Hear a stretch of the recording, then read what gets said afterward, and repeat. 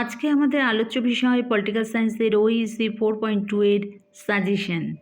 তো এটা হলো RBUDD অর্থাৎ রবীন্দ্রভারতী ইউনিভার্সিটির ডিস্টেন্স কোর্সের পলিটিক্যাল সায়েন্সের ওইসি 4.2 এর suggestion.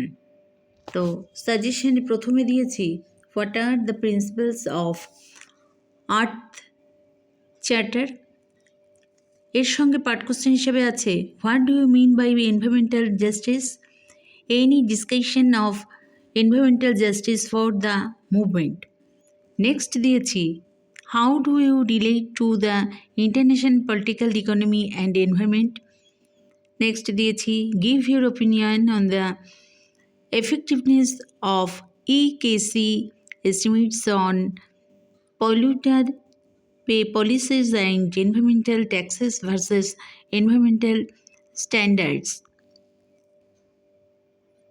Next, this is write a detailed summary of the political background to the rise of neoliberalism and what are the main features of neoliberalism.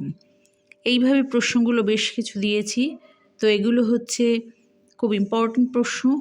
Next question দেখো, এই প্রশ্নগুলোকে তোমরা খুব ভালোভাবে তৈরি করবে। I discuss the Danish economy described by Rawat. Why neoliberalism and sustainable development cannot go together. এই প্রশ্নটা কিন্তু খুব ইম্পর্টেন্ট প্রশ্ন তৈরি করবে। আচ্ছা, নেক্সট দিয়েছি দেখো, এক্ষেত্রে হোয়াট ইজ গ্লোবালাইজেশন, এই কোয়েশ্চেনটা কিন্তু খুব ইম্পর্টেন্ট প্রশ্ন। এর সঙ্গে দিয়েছি discuss the different perspectives of globalization.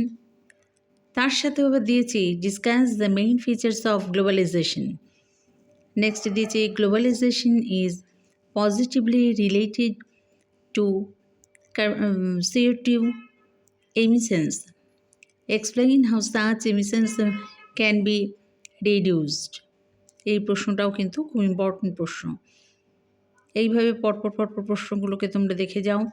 এই প্রশ্নগুলোকে সাজেশন হিসেবে দিয়েছি, তো এগুলো তোমরা তৈরি করবে।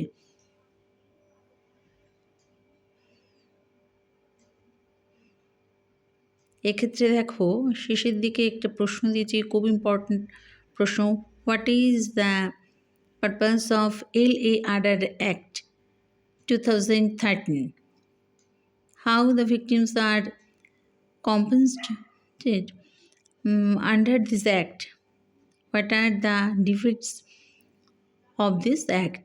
এই প্রশ্নটা কিন্তু খুব ইম্পর্টেন্ট প্রশ্ন। নেক্সট দিয়েছি দেখো, প্রশ্নগুলোকে একটু দেখো।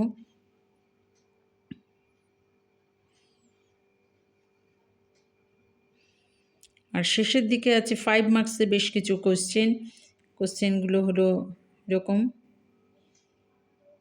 নেগোশিয়েট দ্য পিস অফ ওয়েস্টফ্যালিয়ার চুক্তিটা কিন্তু খুব ভালোভাবে তোমরা তৈরি করবে। আর এছাড়া দিচ্ছি ডিসকাস টু কেস স্টাডিজেস। আচ্ছা, এইভাবে কিন্তু তোমরা প্রশ্নগুলোকে খুব ভালোভাবে তৈরি করবে। এক্ষেত্রে তোমাদের বলে রাখি 15 মার্কসের অ্যান্ড 5 মার্কসের কোয়েশ্চেনগুলো তোমাদের ক্ষেত্রে দিলাম।